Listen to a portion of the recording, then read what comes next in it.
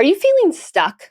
Like no matter what you try, balance isn't possible, a better job doesn't exist, or there's just no way out of this season that you're in? That's what I call the no possibility mindset, and it's toxic. It keeps you from going after the life that you actually want. It drains your energy. It keeps you second guessing yourself, and it convinces you that change is out of reach. You're just going to have to wait for things to get better. In this episode, I'm unpacking how this sneaky mindset shows up, probably in ways you don't even know, why it's so damaging, and most importantly, how to flip it. Because once you start living in possibility, your brain sees new solutions, new opportunities, and new ways forward. If you are ready to stop spinning your wheels and finally feel empowered to create change and go after the life you want, this episode is for you. Are you ready? Let's get to it. Hello, working moms. Happy fall. We are still in my area of California dealing with like 90 plus degree weather out here, but it is definitely fall season and we can start to feel the change of color. I love this time of year. And with the change of seasons, it really feels like the perfect time to have this particular podcast episode right now, sort of on this precipice of the fall seasonal change. Because what we're actually digging into here in this episode is one of the most toxic mindsets that actually prevents you from change, right? It's preventing you from being able to experience more work-life balance. It's preventing you from being able to make any changes in your career and finding more happiness in your career. It's keeping you from taking back control of your time and your energy and your focus and really living to your absolute fullest. And to just start us off, I want to tell you a little story about my client, Allie. Now, I've told this story on the podcast before a few times because it is such a perfect illustration of what I'm talking about here, but I'm going to share it again. Allie and I, when we started working together, at this point, it would have been about like 5 years ago, she had a lot of changes that she wanted to make in her life. She wanted a different job. She wanted to move closer to her family, like several states away. And in one of our sessions, we were discussing some of the like big career transitions that she was talking about. And she started telling me about how there probably wasn't anything else out there as good as she has it now, right? Like her job was flexible and it really was. It had great financial incentive. Her family got great benefits from it. She was valued in her company and in her role, but she really just wasn't happy with what she was doing. And she wanted to make this change, except what she was believing was there was nothing else as good out there.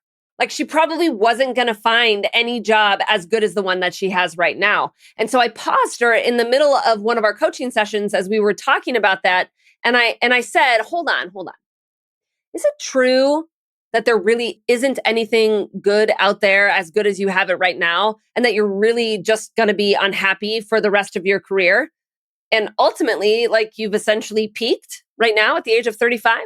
I mean, if this is the best that it's going to get, right? There was this long pause as she considered what I was saying. And then she just busted up laughing. We both did actually, because she realized she was actually really believing that. She was really believing that there was no other job for her out there that had as much flexibility that she desired, was virtual in the way she wanted it to be, that was going to allow her to move, that was going to make the same amount of money, give her like the same benefits, right? She was sort of stuck in this loop that this was the best it was going to get. She had peaked.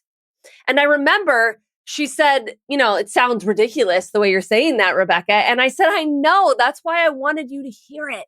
You're believing that there's no possibility of something being as good, if not better, than what you have. And if there's no possibility, then you're stuck. This toxic mindset is what we're digging into here today in this episode. I'm calling it the no possibility mindset. And my hunch is you didn't even realize perhaps how much you've been believing that in some area of your own life, right? So the no possibility mindset can sort of sound like a variety of things, but my hunch is you're feeling stuck in some area of your life, stuck in your job, stuck feeling like you're drowning in your commitments and in your schedule, stuck in overwhelm, stuck in feeling like you have to choose between your career that you love and being a mom that you want to be, stuck at the weight that you're at, stuck in figuring out how to make more time for yourself, stuck in figuring out when to work out, stuck with trying to figure out when to see friends, right? There's an area of life that you're feeling stuck in, and it's because you're believing this toxic no possibility mindset, this belief, right? It might feel like confusion. It might feel like stuckness. It might feel like even helplessness, right? It's like, I don't know. I don't know what to do. Like, I don't know how to do that. I don't know how to get my kids to stop waking up in the middle of the night so I can sleep. I don't know how to get my boss to communicate differently. I don't know how to make more money. I don't know what kind of job I want to be in. I don't know. And this feeling of stuckness in not knowing what to do, right, is a version of this no possibility mindset. So right now, I want you to bring to mind somewhere in your life where you're believing this, right? Where you feel stuck, where you are telling yourself, I don't know, and where you're feeling like there's no possibility of change in the way that you want, and you just have to suck it up and wait it out, right? And let me be clear, there's no shame here as we bring this to mind, right? I'm going to share a little bit of my own personal story as well, because I don't know about you, but I get a lot of stuff. I get stuck a lot in like, I don't know how to handle the meltdowns that are happening from my 8-year-old a lot of the times, right? I feel really stuck in that. So there's no shame. I just want you to take a brief inventory of your own life and where you're feeling stuck, so that in this episode, it's going to be more valuable to you if you have that in your mind as we go through this conversation. Okay. So I know toxic is a really strong word here. And I'm being very serious when I tell you it's toxic, because believing there is no possibilities and that you're stuck is toxic, because it creates this ripple effect of disempowerment, right? When you feel stuck and like there's no possibility of getting unstuck and fixing the problem, like there's no possibility of you figuring out how to get promoted. And there's no possibility of you experiencing more balance. And there's no possibility of you not working late tonight. And there's no possibility of lessening the meltdowns that are happening with one of your kids at home, right? When you are stuck in that mindset that there's no possibility, you are living at a deficit. And it is sucking your mental energy. It is sucking your emotional energy. And for sure, it's sucking your physical energy. It's like, my hands are tied. Like there's nothing I could do about it. So why even try? If there's no possibility of you being able to take back control of your schedule, why even try? If there's no possibility of you lessening the meltdowns with your kids at home, why even try? If there's no possibility of you finding another job that's just as flexible, that you enjoy 100 times more, then don't even go out and search, right? If there's no possibility, then every attempt is sort of futile and it's just a waste of time. And oftentimes when you are feeling disempowered and stuck in one area of life, it sort of has a ripple effect in other areas of life where you create stuckness over there as well, right? It actually happens all the time and you might not even know it. Like, have you ever had one of those days at work when you are just not quite on top of your game in the way that you want to, right? And then your brain starts to offer to you little thoughts like, you don't deserve to be in this role. You're an imposter. They're going to find you out. You're not very good at this. And then those seeds of thought throughout the day, they become sort of a snowball throughout the day, right? Where your brain starts to notice how true those thoughts really are. And it starts to highlight and sort of repeat like it's a highlight reel, all of these little moments that are sort of evidence for how that's true, right? Pieces of conversation that could have gone a little bit better, written conversation that wasn't quite on point, a presentation that wasn't your best, an interaction with your kid where you were particularly angry and your brain just starts telling you you're terrible, you can't do this, you're not good at this, you'll never be good at this, right? Your brain likes to search for the things that you're telling it. Okay, so if you're stuck and there's no possibility of work-life balance in this job or in this role or at this company, or there's no possibility of making a change, or the job market is too volatile, right? Your brain goes on a search for evidence for how that's true. And then it sort of becomes a self-fulfilling prophecy where you're believing something. And so your brain is searching for evidence of it. And then it begins to feel more real in your mind. And it has this snowball effect. A story of disempowerment, of a lack of possibilities has a ripple effect of more disempowerment stories and lack of possibilities across lots of areas of life. So it becomes this self-fulfilling prophecy. And that's another reason why this mindset is so toxic. The last reason why this no possibility of mindset is so toxic is it actually shuts down possibilities. Like literally, you have less ideas on what to do, on how to make a change, on how to take back control of your time and energy. You literally don't have as many options to problem solve from, which makes it really difficult to make that change. Again, the last reason why this is so highly toxic. The next ambitious and balanced cohort just started a couple of weeks ago. And so we've been in the process of beginning to coach and meet on a weekly basis. And they've been like already really have dug into the process. They've watched all of the virtual classrooms. They understand what they're supposed to be doing and they're starting to kind of implement those things. And then we're coming back week after week talking about what's working for them, what's not working for them, starting to problem solve for sort of the roadblocks, right? And they're trying to implement 4 essential priorities that this program is based on and figure out how to calendar it and then stick to it and become the person that follows through with these things and holds to their boundaries and their priorities.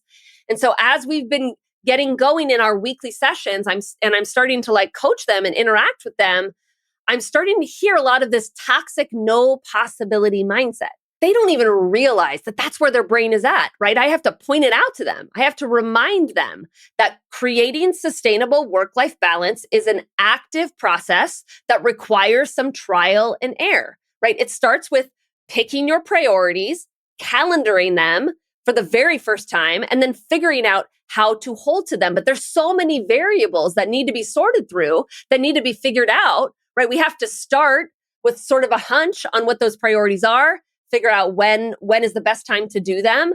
But then what I'm seeing happen for them is they're like, well, every morning that they get up and they don't do, one of the priorities that they said they were going to do, it becomes evidence in their mind of how work-life balance is impossible for them. It's like, oh, see, I joined this program and I can't even keep to this. And see, obviously this just is impossible for me. Work-life balance can't be possible for me. Right? Every day I set aside time to do a workout and then my young kids interrupt me, making that workout seem impossible. And it kind of throws up their hands, right? It's like, see, there's no possibility of me getting a workout in anymore, right? It's like the failure of being able to prioritize something for the first time is evidence of how it's absolutely not going to work. See what I mean? So this toxic no possibility mindset has that ripple effect of disempowerment. It shuts down solutions and ideas, and that makes you stuck even longer in that state of unhappiness and stuckness. And the longer you believe work-life balance is impossible for you, or that this season of life you're just going to have to push through, or that there's no other job that is going to pay you as much as you want to get paid, right? The longer you believe that is the longer you stay stuck. The longer you believe that you just have to wait out this season with your kids and endure the meltdown after meltdown after meltdown is the longer you feel like a terrible parent. I recognized this recently with my own son. We have been experiencing more meltdowns for him at higher intensities, and it feels trickier than it used to sort of navigate the day to day. And what I was doing before just hasn't been working anymore. And I have felt really stuck, like not knowing how to help him, not knowing what to do, not knowing how to be supportive. And in my mind, I was sort of stuck in this loop, like this kid is going to turn out to be an emotional wreck as an adult if I don't figure this out, which of course created more disempowerment and stress to me because I was believing that there was no possibility of change for us. I've been believing this story that I was stuck and that I didn't know what to do and that I don't have any tools to help him. And so every day we all sort of wake up and experience this same meltdown. And then my volcano starts rising of frustration and helplessness. And I'm a terrible parent sort of thoughts kind of keep trickling in. And then of course, nothing changes through all of that. Until the moment I decided that there had to be something that we could do. There had to be a possibility, right? And that I had more control than I was giving myself credit for, that I was more equipped than I thought. I literally had to reject the no possibility mindset and decide that there had to be a way. And when I decided that, that's when I shifted into possibility mode. I reached out to his doctor who referred us to a specialist. I leaned into some parenting mentorship.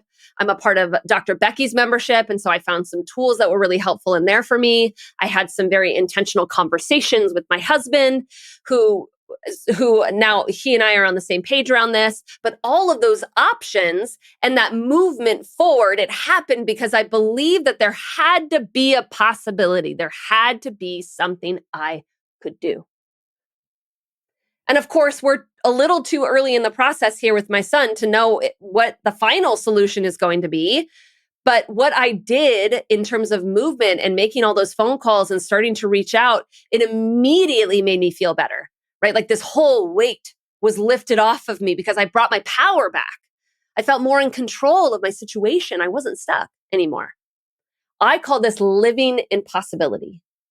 And when you live in possibility, breakthrough happens, right? Your brain starts scanning for solutions and next steps, right? You naturally start to notice more opportunities. Options begin to sort of restore this sense of control and grounded empowerment, which you're always going to make better decisions from that place.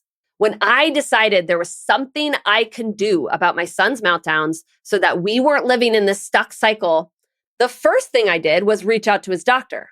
But then my brain started to scan for more opportunity, right? And so a few key conversations started happening with my friends, and that helped me find some even more language to describe what was going on that I didn't have before, which felt good. And then I started to feel more support from my family and friends because I was sharing it with them, which helped me realize like I'm not alone and I can do this. I can actually do this with the support of people around me. When you live in possibility, this almost always leads to immediate action. And when you're in action mode, you're no longer stuck. Some people call this manifesting. And that's a little too like woo-woo for me, but that's ultimately what this is. I have a client who has a really big job and it's very demanding on her time. It's everything she wants. Plus, she has 2 young kids and potentially even another on the way. And she told me recently that there was no way she would ever have been able to figure out for herself how to have these big goals and try to achieve all the things she wants in her career and be the mom she wants to be without coaching. Because she was stuck in this isn't working. I can't do this. I have to pull back, right? But one of my jobs as her coach is to help her live in possibility and to see options when her first thought is there are none. And so now, after about a year of coaching together, she doesn't feel held back by her circumstances anymore. And instead of feeling like she can't go after her big goal, she asks herself, what are my options here? What could I do? What would I need to do in order to make this happen, right? Notice that even that line of questioning that has shifted within her is all about possibility. It's the belief that the life that she wants and the goals that she wants to go after are all figure-outable, right? Some of my clients even like to use this kind of it's all figure-outable as sort of a mantra for themselves, right? To remind themselves that there's definitely a solution out here. There's definitely a possibility. And one of the tools I often tell my clients to use to sort of cultivate this mindset, this mantra that it's all figure-outable is the daily Kickstart. And I don't know if you have downloaded that yet for yourself. It's a 10-minute morning mindset cultivation practice where you can pick any mindset that you want to cultivate, but it's definitely could be used for this one. Like it's all going to be figure-outable. I can figure this out. There's possibility out there, right? You can literally cultivate that mindset in yourself every single day. It's the most amazing tool. All of my clients love it. And I offer it for free. So if you have not downloaded the daily Kickstart, I definitely recommend that you do that. You can find a link to that in my show notes. It's also on my website. If you want to go to my website, RebeccaOlsonCoaching.com, it'll just pop up for you. Because when you're cultivating this mindset, when you are believing that there's possibility, right? You might not know exactly how to get your workout routine in again, but if you have this mindset, this belief that it's possible, you're going to probably try to figure it out. And if you believed that there was another job out there that paid you the same amount of money, if not more, had the flexibility that you wanted and the growth opportunity that you wanted, you might actually go out to go look for it, right?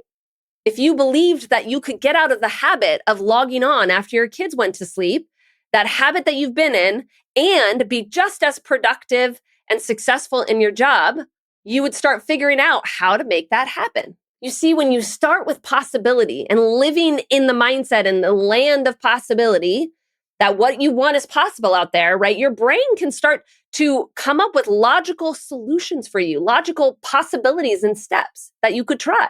So I want you to go back to that thing that you picked that you are sort of stuck in right now, right? That I had you bring to mind. Maybe it's a habit that you want to break, or a habit that you want to start, or a big change that you want to feel, or that feeling of work-life balance that you want to cultivate, right? I want you to go back to that for a moment. And I want you to bring it to mind and ask yourself, if this was actually possible for me to get unstuck and figure this out, what could I try? Or what could I do? Or what's the possible next step? Then I want you to go out and do it, right? It might not be the right next step, but the possibility that it could be is naturally motivating and empowering and sort of opens up opportunity and options and then next steps after that, right? If you need a coach like me to hold space for your goals and for the possibility of the life that you want, and not just hold space, but then offer a process for how to go out and make it happen, to have the right mindset, to take the right actions, to live in the land of possibility until you make it happen, until you manifest it, if you will.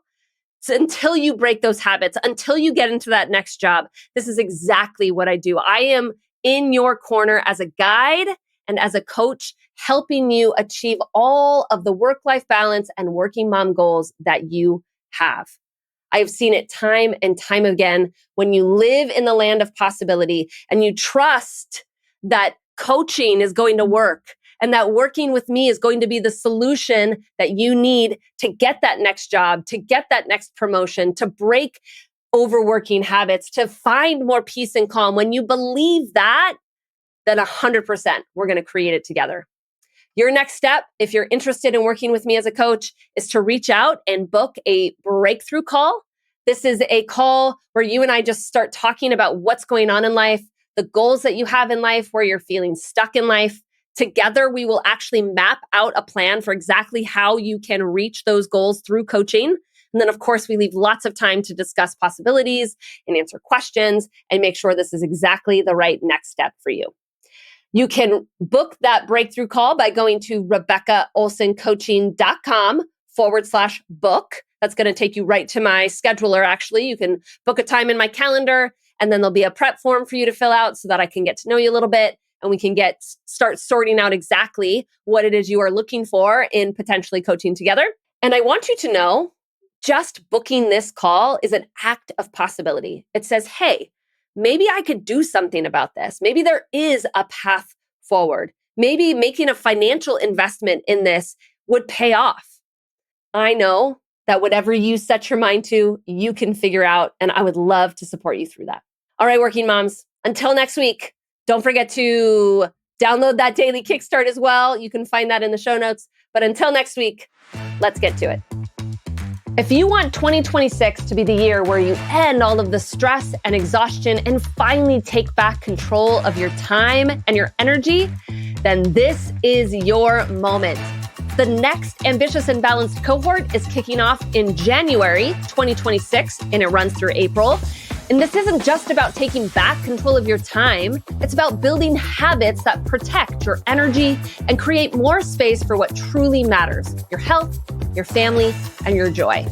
Imagine closing your laptop at 5 p.m. and actually being done, or walking into your evenings without guilt or exhaustion, or having the mental space to think clearly, laugh more, and feel more like yourself. That's what this program is designed to create. And if you join before October 31st during early enrollment, you'll get 3 private 30-minute coaching sessions with me to use before the end of the year. So you can finish 2025 feeling grounded and step into 2026 with clarity and momentum.